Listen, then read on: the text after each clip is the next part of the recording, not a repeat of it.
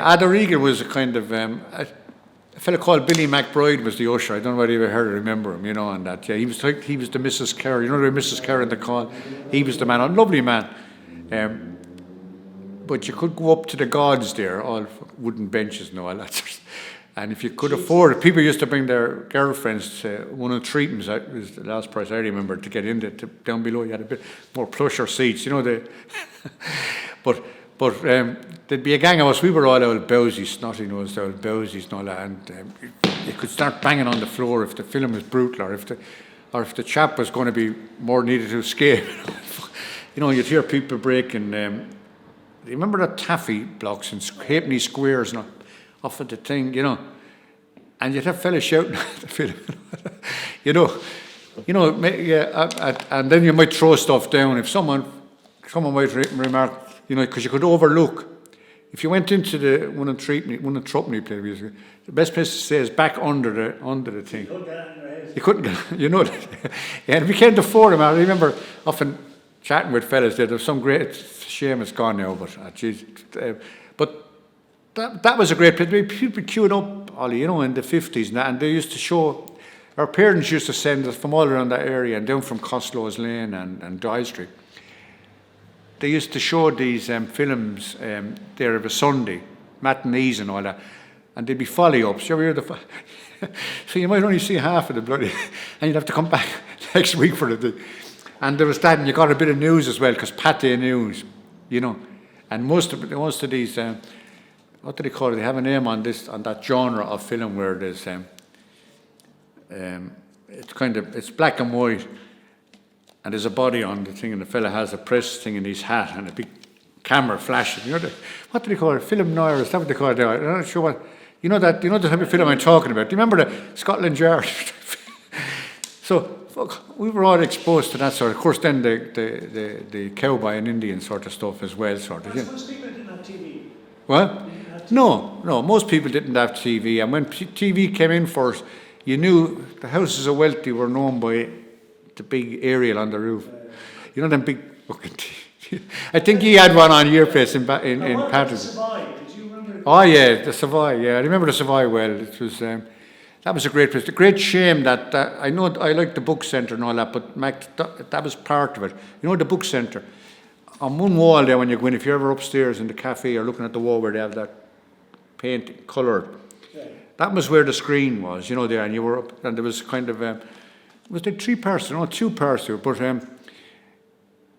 that was lovely Art Deco. That should have been kept, and you could have had even a nightclub there now and a restaurant maybe upstairs, because that part of town, that triangle. But the Savoy was a little bit upmarket to the Regan. Yeah, the Savoy was a bit more upmarket, yeah. And then, of course, when the Regina came.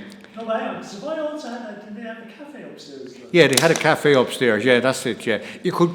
If you were going out for the night and you get people down from Newtown, and they kind of, they were much better dressed than us, and so they might go for some fine dining. Well, I don't know whether it was fine. I never was in the cafe. I was in one down near it, all right, the Lido and the Odeon. I might have thought the Odeon got exposed because that's your bailiwick as well, but. We'd only be up in Little Patrick Street, that little door in there. You know what I mean? Now they had a lovely fire into the main part from Barden Strand Street. You remember that? Yes. It was marble sort of and all that. A little shop there, and you buy your ticket, and you enter into a kind of. Is it a vestibule? What do they call it? Vestibule, is it, or like a theatre? Foyer, yeah. And it was lovely. Then you go up these stairs to the cafe, and they were kind of marble sort of stairs. You remember the marble stairs? Yeah. But we always were in the halfpenny place. My poor mother used to say it was only. Yeah, and you had the queue. Do you remember the queues up there all around? But sometimes we wouldn't have the money, and there was an old furniture factory over in that, and Johnny Herdens, I think, and we go up on the roof, and you go up the pipe into the jacks. So you could end up upstairs. In the cinema. Yeah, but the only trouble is they had ushers there, and. You had to try and get out when some gentleman or someone was going out, because if the door opened suddenly, the light. see the fucking light. Oh, no one went in there. So next minute you come down, you get it hiding off it, because the ushers used to wear kind of a uniform. Do you remember the uniform? A fella called Dunphy. Yeah. Now, and so that's what we used to do. Sometimes. But that was great fun there. That's why. Yeah. The Glen, for anyone that lived there, and even nowadays when we relate back to all our childhoods and everything, everybody will tell you, I think without exception, that the Glen was a special place to grow up in. Because we seemed to have everything around us that we wanted at that particular point in time, 8, 9, 10, 11 and 12 and everything. We had a Regal across the road, which of course was a cinema, later to become the Forum and everything. And that in itself was an adventure playground when we used to go over there, and we used to get a threepenny bit off our mother and father if they had it on a certain Saturday, and you go over. And they had it divided into 2 sections and that. So, yeah, we saw a lot of John Wayne films, I needn't tell you, in there. And then we had... So just with the Regal, was that kind of like... Was it kind of seen as kind of like... Was it matinees you used to go to? Oh, the matinees, Saturday afternoons, yeah. And it was mostly cowboy films and that kind of thing? Yeah. Well, they had a lot of gangster films as well. Obviously, everything was in black and white. Eddie G. Robinson and Broderick Crawford and actors like that, traditional bad guys behind their credentials, you know. But of course, you had the other cinemas then, the Regal, the Savoy and the Coliseum, you know. But the Regal was unique in its own. Oh, they had the gods up there as well. And that was I think you went up there, all they had was just wooden seats. You just sat down on them. I think you might have got in for a penny cheaper or something, you know. And were there any trouble with that? No, I never saw an ounce of trouble. But funnily enough, down on the bottom, as we'll call it, the stalls and the back of it, they used to have a petition running along. Of course, when all the lights would be out and everything, a few bravehearts would get the thing and dive down like snipers, and they go under the thing and they'd be sitting up further up then instead of sitting a mile away, you know. So, to me, the place, you had to be there every week, Ollie. You really did. And I think it was sixpence to get in. And I'd asked my mother for the money for the cinema. You had to be there every Saturday, because you'd look. Every Wednesday they'd put up the signs for the new films. You'd look in the window, and Lonely or the Brave, Kirk Douglas, coming Saturday. I have to see that film. And I'd ask my mother if she'd give me sixpence to go down. Now sometimes she'd give it out. She'd always looking for money, but that was you had to be the Saturday. That was the day it would run for the week then. But I wasn't there during the week. It was the weekends I'd be there. And you had to be there on Saturday then. And I loved the Regal. It was a brilliant cinema, yeah, and just down the road from me as well, you know. So, was it a noisy place when you were in there? Oh yeah, just people shouting and roaring and stuff like that.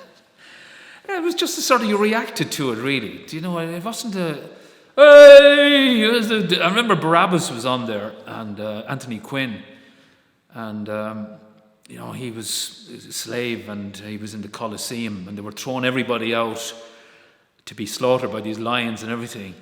And there's all this kind of stuff, the Roman emperor. But when Barabbas came out of the dungeon, when you brought him up and he stood in the Coliseum, a massive cheer, because you knew this guy was going to deliver, you know.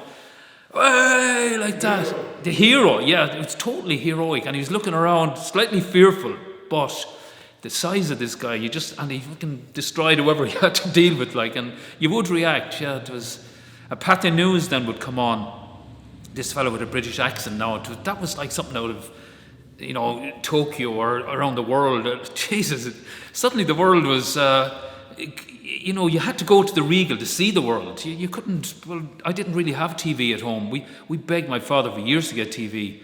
We used to hang outside the Gilligan's railings just a few doors down, trying to watch TV through their garden, through a window, and you just saw a screen in the background, and the opening credits for The Virginian would come on. And yeah, you're trying to lip read what was going on, and sometimes they'd pull the curtains on you, and the cinema, the TV was over, like. But that's we were hanging out at their railing watching telly, Ollie. That was, you know, the thing. Yeah, I remember coming out at there. You mentioned Rockfield Park, but we'd be going around like this, you know, tapping your arse and go, oh lads, you know, as if you were on a horse or a cowboy. Yeah, a cowboy was the thing to be, because at Christmas I remember I got a gun and holster. That was the highest present you could get. Do you forget about, I don't know what they're getting today, but if you got a gun and holster and a hat and a sheriff's badge, That was Christmas. You didn't need any more toys. You dressed up and you went around and you were on a horse, like, and